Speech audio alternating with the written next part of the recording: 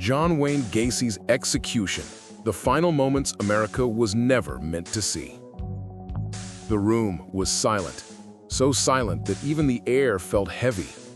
John Wayne Gacy, the man America knew as the killer clown, lay strapped to the gurney. Bright lights shined down on him. Witnesses sat behind the glass, waiting. Some were family members of the boys he killed, others were reporters. Every eye was locked on him. A guard asked Gacy if he had any last words. Gacy lifted his head slowly. His eyes didn't show fear. Instead, he smirked. Then he said the line that shocked everyone on the other side of the glass. "Kiss my ass." Gasps filled the witness room. One woman began to cry. A man clenched his fist so tight his knuckles turned white. No one expected the man who took so many young lives to go out with a grin. The executioner looked at the clock. It was time. A clear tube ran from Gacy's arm to a machine. When the first drug started flowing, his chest rose. He blinked. For a moment, it looked like he was trying to fight the medicine. His body twitched. Then something went wrong. The machine stuttered. A soft alarm beeped. A guard whispered, "We've got a problem." The witnesses leaned forward. The doctor stepped closer. What they were seeing wasn't normal. Gacy's face turned red, then pale. His breathing became loud and rough. It sounded almost like choking. Something in the process wasn't working right.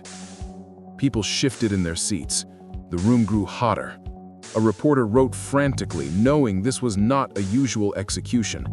This was turning into a scene no one expected. Suddenly, Gacy's back arched. His hands clenched. The doctor looked at the machine again. Then, the entire room heard a sudden sharp sound from Gacy's throat as his body jerked a final time.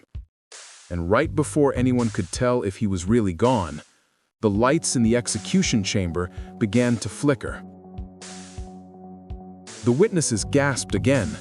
A guard stepped forward. The doctor froze. It was the strangest thing that could happen at the exact moment a serial killer took his last breath. And in that strange flashing light, someone noticed something behind the glass, a detail no one could explain. Was it real? Or was it just the stress of watching a monster die? No one was sure. But what they saw next made every person in that room sit back in fear. And that moment changed the story of John Wayne Gacy's execution forever. The witnesses stared through the glass, frozen. For a moment, no one even breathed. The lights kept flickering, slow, then fast, then slow again, like the whole room was fighting against something it couldn't control. And that's when people began to whisper. A woman pointed with a shaking hand. "Did you see that? Right behind him, right behind Gacy." A man leaned closer to the glass. No, that's impossible." But almost everyone agreed on one thing. They saw a shadow, not on the wall, not from a person, but something that moved on its own. It almost looked like someone standing near the gurney, even though Gacy was the only one strapped there. A guard slammed a button on the wall. "Lights stable, now!" he barked. Finally, the bulbs stopped flickering, and the room went still again. Gacy lay motionless on the table. His chest wasn't moving. His eyes were half open, staring at nothing. Whatever shadow had appeared was gone. Nobody knew if it was just stress or something strange caused by the lights glitching, but it left the room ice cold. The doctor stepped forward and checked Gacy's pulse. Nothing.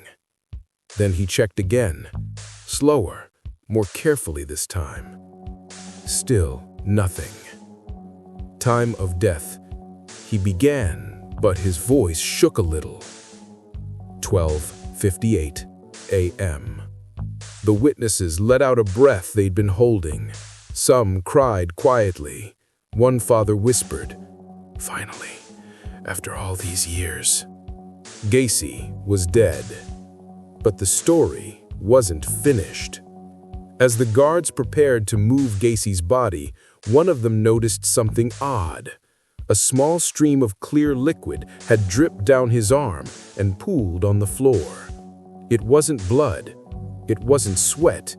It looked like the chemicals from the broken injection line had leaked out. The guard frowned. This isn't normal." Another guard stepped closer. "We're already going to have trouble. The machine jammed halfway. They'll call it a mishandled execution." Reporters knew what that meant. The news would explode. Headlines, investigations, questions about whether Gacy actually felt pain, whether it was intentional, whether Illinois messed up on purpose or by accident. But before any of that could start, something else happened. As they adjusted the straps and lifted Gacy's arm, a folded piece of paper slipped out from under his sleeve and fell to the floor. A guard picked it up. It wasn't blank. It had writing, small, tight handwriting that looked rushed but clear. The guard opened the note slowly, his eyes widening as he read the first line. "What is it?" another guard asked. The guard swallowed hard.